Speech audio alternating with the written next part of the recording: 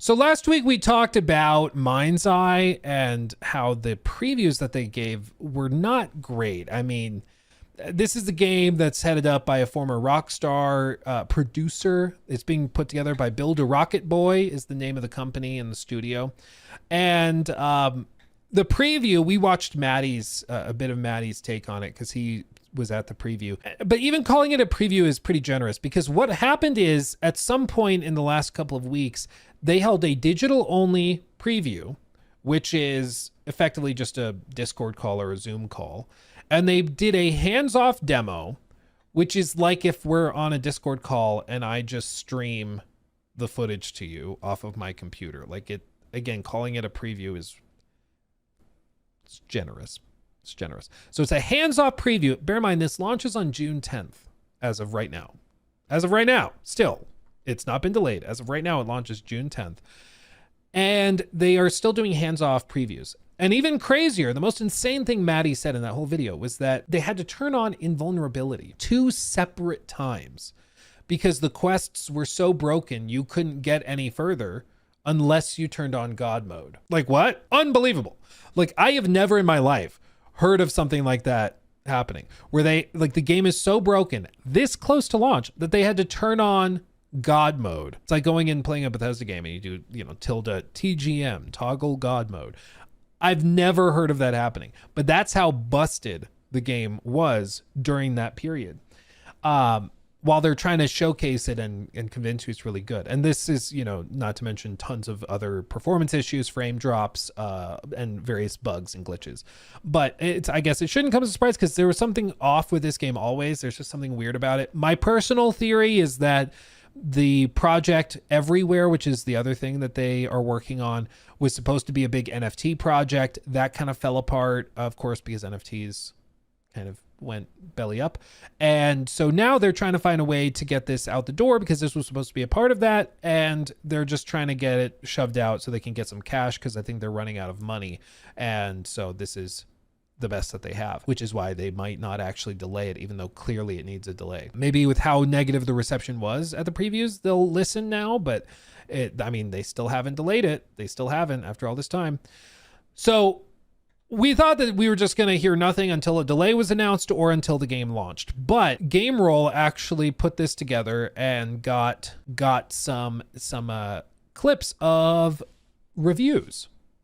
Now, if you're not familiar, there are websites you can go, I think Glassdoor is one of them, where you can go and leave a review for your employer. So if you work at Best Buy, you can leave a review for your employer. And if you work at Take-Two or at Ubisoft or EA or whatever, you can leave reviews, which is a good way of you communicating to future applicants what it's like to work there. Now, these should always be taken with a grain of salt because there's often like fake reviews mixed in here, and you'll see trolls kind of pretending to be an employee and joke about it. But when you start to see like a dozen reviews and they all consist of like a common thread of narratives, that should tell you something actually is going on here. So as you can see here, Game Roll clips these, and we're going to read through a couple tidbits of this, which it's going to blow your mind. But reminder, these are some of the reviews of what it's like to work at Build a Rocket Boy, developers of MindsEye, from former employees. Sounds like a terrible workplace ran by egotistical executives. Leslie Benzies was also a huge player during the crunch era at Rockstar, FYI. Yeah, this is, so Leslie Benzies is the guy that they've been using as their claim to fame. Like, hey, you should check out Everywhere, the project. You should check out MindsEye because it's run by this guy, Leslie Benzies, who was at Rockstar through the creation of, as you can see, Red Dead, GTA Online, GTA 5, like an OG. But when he was at Rockstar, I mean, it's not like it was a dream place to work. They put out some good stuff, but doesn't mean that he'll necessarily be capable of running any company just because he moved over. So what are some of these specifics that they bring up? Well, pros. This was left January of 2025. So this is left before all of this like drama has started with the previews being bad. An anonymous employee worked for more than a year, said, in January 27th, pros, free soup in the office, good salary, but very little increase over the years, and promise of a decent bonus, 30%, to keep people staying. Cons. Culture of blame, lies, and bullying at the very top. Younger, inexperienced members of staff are used as collateral to take the blame for decisions made beyond their control, but they're asked to carry out. The only people who survive are the ones who say yes to and feed this co-CEO egos. Everyone else with a voice or an opinion that differs are pushed out. Clear favoritism and special treatment for those who say yes are the most ridiculous things. The entire executive team suddenly vanished over about the span of a year with very little explanation and were replaced with people with no expertise. People know that if you're called by HR, they vanish you in the middle of the day and are never spoken about again. There's even a review lower down in this thread that refers to employees as passengers who should be exited. The products are late and mediocre, and blaming it on things like it's because people work 9 to 5 will not change that. Overall, can only liken it to feeling like that name that was playing music on the Titanic as it sank. Another one, perfect example of how meritocracy is a doomed farce. Pros, you might meet some amazing people on the front line in that small window between joining and one/both of you being made redundant with 24-hour notice. A common thread that they fire people very suddenly without notice. It's a sad byproduct of capitalism that the most of us will end up working beneath the petulant children of the elite who inevitably fail upwards through life. This company is the worst example of this I've ever witnessed. The upper management openly admit their goal is a culture of fear and consistently pass all blame off to the lower orders. I'm still amazed at some of the company policies designed specifically to designed to protect the fragile ego of the CEO. For the day-to-day, it's a constant battle between the talented developers and clueless leadership, knee-jerking like ragdolls from GTA 4 to the whims of the CEO, without any regard to what would actually make a game good. Said CEO is the type to actually read this between making a delusional 5-star review.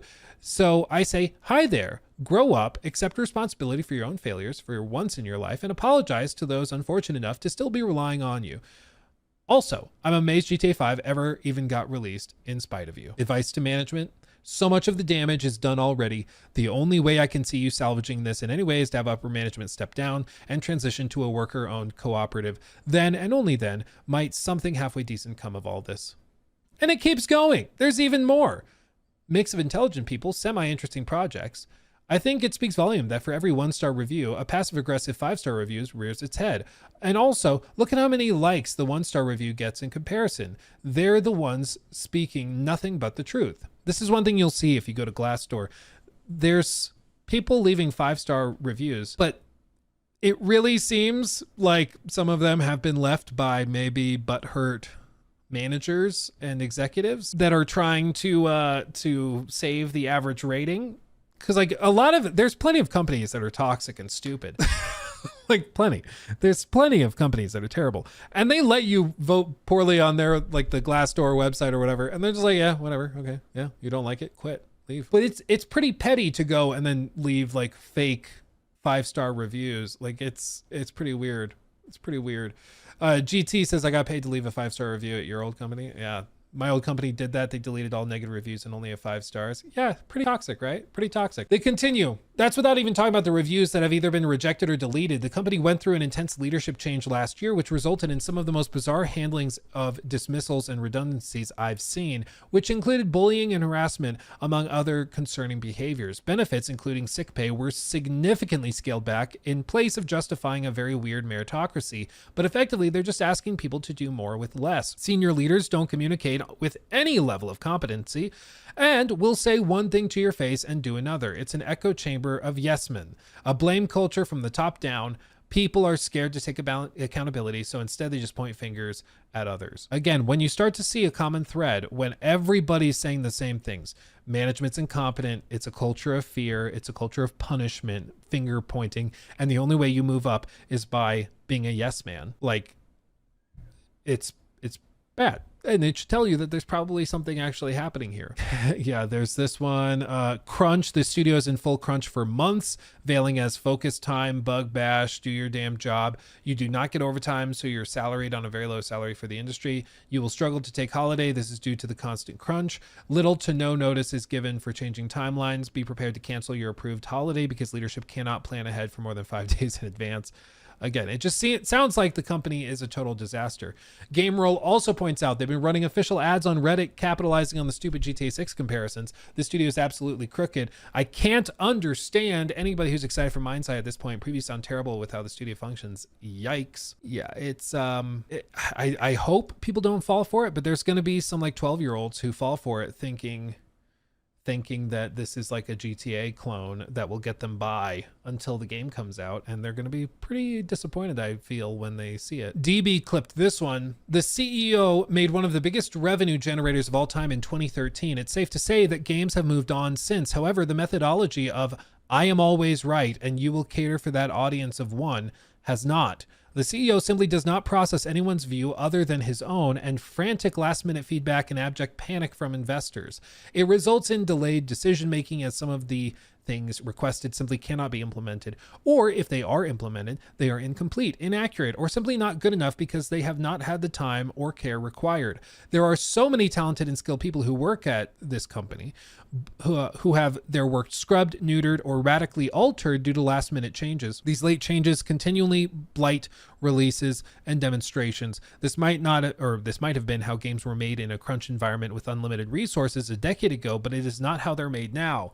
There are not infinite resources to throw at the problem, and everyone has a burnout limit. The expectation at BARB is that that burnout limit is higher than anywhere else in the industry. It's just across the board. You cannot find, like, as far as I can tell, a genuinely positive review. And it's this type of toxic environment typically breeds games that are broken and busted and are not ready for prime time. Like, there's a reason why when you see a game that flops, you typically see like the company behind the scenes was dysfunctional. Oh yeah, you remember him? This is that guy. This is him. Allegedly, he's the head honcho who's super toxic. This was at the State of Play. I'm Leslie Benzies, director of MindsEye, Builder Rocket Boy's new action-adventure set in the fictional city of Red Rock, where AI and human greed collide to bring Earth to the precipice of collapse. All captured on PlayStation 5 Pro. We're now proud to share some gameplay footage with the explosive combat and high-octane driving that you can expect on PlayStation 5 later this year. Probably should be later this year if you're having to turn on God mode. That's pretty bad, dude. Pretty bad. I've never in my life seen something like that. I've never in my life seen it. Pretty bad. But I do think you can start to get the feeling where it's like, I helped make Rockstar's magnum opus. I helped make Grand Theft Auto 5. You're going to listen to me. I'm in charge. You know, it's a dangerous game to play, because if you are if your entire company is about following the edicts of the tyrant at the top, allegedly, that can work if the tyrant knows what he's doing. But the moment he doesn't, he drives the whole ship into the ground. You know, and I think that's the danger with some of these companies is that they have somebody who thinks they know what they're doing and they just don't. Like, if everybody is following the prescriptions of what Hidetaka Miyazaki is telling you to do, okay, fair. It's probably going to work out. But with this guy, I mean, you can tell by the product, if the previews are all universally, not just bad, but extremely negative, that should be a wake-up call. Because you guys remember somebody said, like, oh, well, previews usually are really, really positive, and you know, you can't tell much from them. No, I mean, do you remember when the Suicide Squad preview came out? Oh my God, I forgot about this one. Like, again, just reverse the roles. You remember this? Harley, no! Worth it. Imagine if Captain Boomerang went up to Harley's butt as they freeze and like grabbed her butt just to be like, ha, worth it.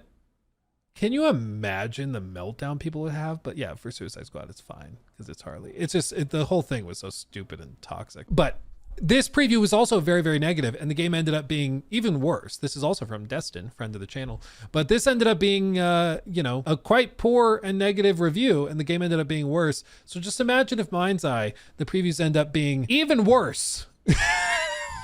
The final product's even worse than the previews were. Be pretty impressive. Frankly, it'd be pretty impressive, but I wouldn't put it past him considering where it's at right now. I think it's not that surprising that it's having this trouble, that it's struggling, because the game's always looked a little fishy. And it's been paired to this Everywhere project, which is supposed to be a new platform for you to make like your own missions and quests and things in games, which sounds cool, but it was announced right around the time of the NFT craze. And so the suspicion has always been that it was supposed to have NFTs as like the primary mode of monetization, that you buy a skin and then it's an NFT you can carry across different experiences within the game. And then when that went belly up, they just had nothing else, to show for it. So they just didn't know how to monetize it.